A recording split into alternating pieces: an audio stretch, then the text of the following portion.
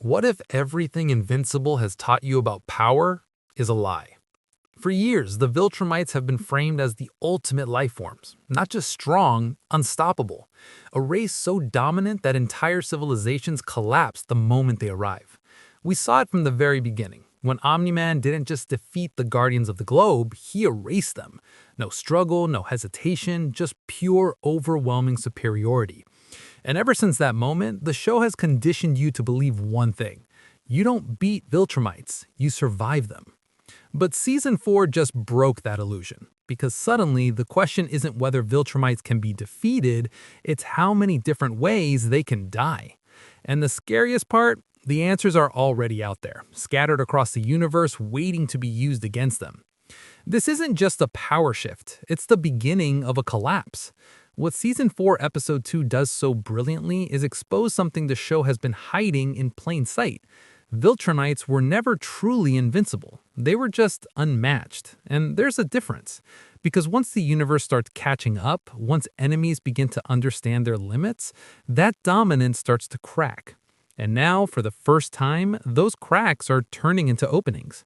Take Space Racer, for example. Up until now, he's been treated more like a legend than a character, a name whispered through Omni-Man's past, a story told through books, the kind of figure you assume is exaggerated because in a world full of powerful beings, how dangerous could one man really be?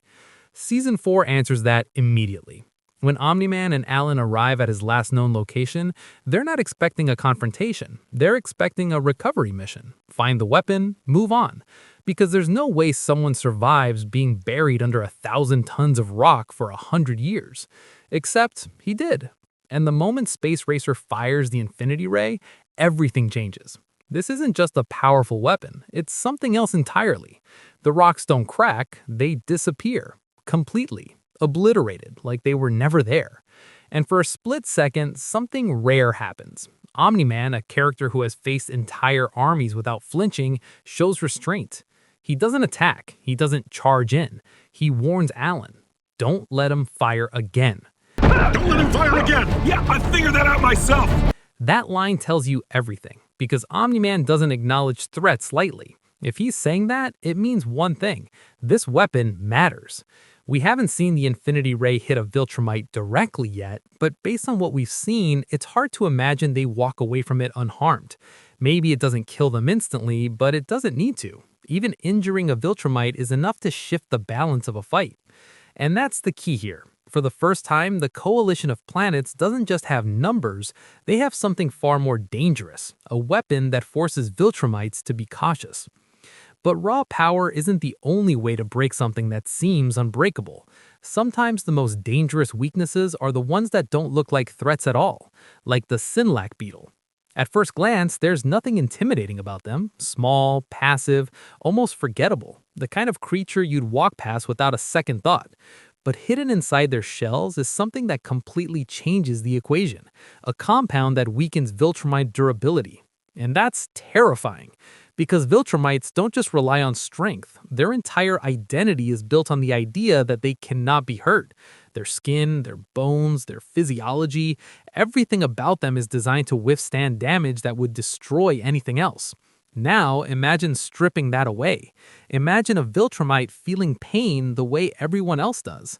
That's what this compound represents. Of course, there's a catch. Knowing a weakness and exploiting it are two very different things.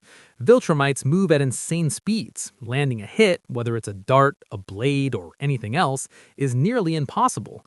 But if the coalition finds a way even once, it changes everything. Because suddenly, every fight becomes lethal.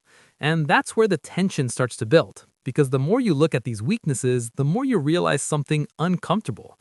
The Viltrumites aren't losing power. The universe is learning to kill them.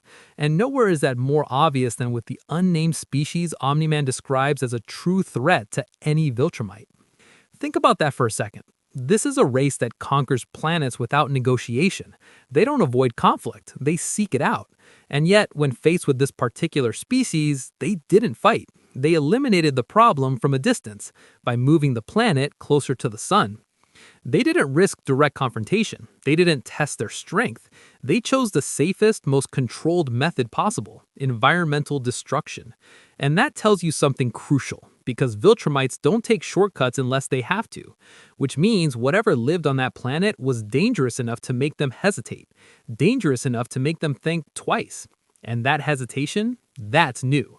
It suggests that somewhere out there are beings who don't just challenge Viltrumites, they force them to change strategy. And once you force a Viltrumite to adapt, you've already taken away part of their advantage. But if that species represents a missed opportunity, the Geldarians represent something even more important: proof. Because unlike the extinct race, the Geldarians didn't just pose a threat, they survived one. When Omni-Man reveals that the Viltrumites avoided direct conflict with them due to weakened numbers, it already raises questions. But what comes next is even more revealing. Instead of fighting themselves, the Viltrumites outsourced the job to the Kresh, which is a decision that on its own shows hesitation. And even then, it wasn't enough. The Geldarians endured. Not without loss, of course. The mention of immense sacrifice and loss suggests a brutal, devastating conflict. But survival is what matters, because surviving an extermination attempt from forces aligned with the Viltrum Empire puts you at a completely different category. It means you're not just strong, you're a problem. And then there's Tech Jacket, one of the clearest examples of what a Geldarian warrior can do. During the Invincible War, he didn't just hold his own, he killed an evil Invincible variant by himself. That's not a minor feat, that's top-tier power. So now imagine an entire civilization capable of producing fighters like that. Suddenly, the Viltrum Empire doesn't feel like the apex anymore. It feels like one of several dominant forces, and that shift in perspective is everything. But if the Geldarians represent resistance, the next threat represents something far more primal: the Ragnar. This is where things stop being strategic and start being terrifying, because the Ragnar don't rely on technology. They don't plan, they don't calculate. They are pure instinct, raw, violent, overwhelming force. And somehow, that's enough to put Viltrumites on the defensive. We saw hints of their power before through Omni-Man's books, of Viltrumite being beheaded in a single strike. At the time, it felt almost mythical, the kind of story you don't fully believe. Now, we know better. When the Ragnar are unleashed, they don't hesitate. The moment they're free, they attack. And within seconds, both Omni-Man and Alan are struggling. Not dominating, not controlling the fight, but reacting, trying to survive. And the environment makes it worse. The planet's intense gravity turns every movement into a challenge, amplifying the Ragnar's advantage. They're faster, stronger, more adapted to that world. And for perhaps the first time, Omni-Man doesn't look like the strongest being in the room. He looks vulnerable. The situation becomes so overwhelming that escape becomes the only option. Not victory, not dominance, escape. And that's the detail that matters most, because Viltrumites don't run unless staying means death. But even the Ragnar, as brutal as they are, still operate within the rules of combat. They need proximity, they need engagement, they need a fight. The greatest weakness of the Viltrumites doesn't. The Scourge Virus changes everything, because it doesn't care how strong you are, it doesn't care how fast you move, it doesn't care how many battles you've won. Once it spreads, it's over. Created by Thetis, a Viltrumite who turned against his own people, the virus wasn't just a weapon, it was a statement, a realization that the only way to stop the Empire wasn't through force, but through eradication. And it worked. Not partially, not temporarily, completely. Billions of Viltrumites died. Entire bloodlines vanished before they even understood what was happening. The infection spread so quickly that many didn't have time to react, let alone fight back.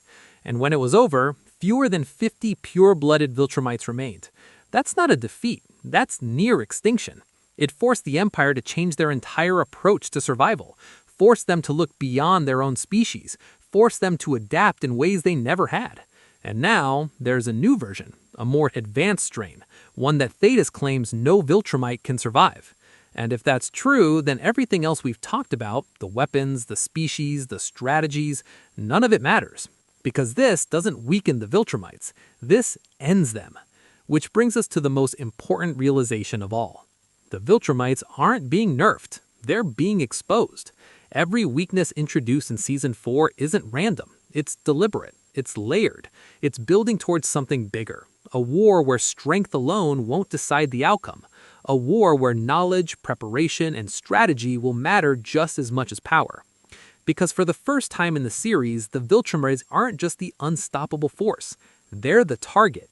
And when the entire universe starts aligning against you, when your enemies begin to understand exactly how to kill you, it doesn't matter how strong you are. What matters is how long you have left. And if Season 4 is telling us anything, it's that the clock is already ticking.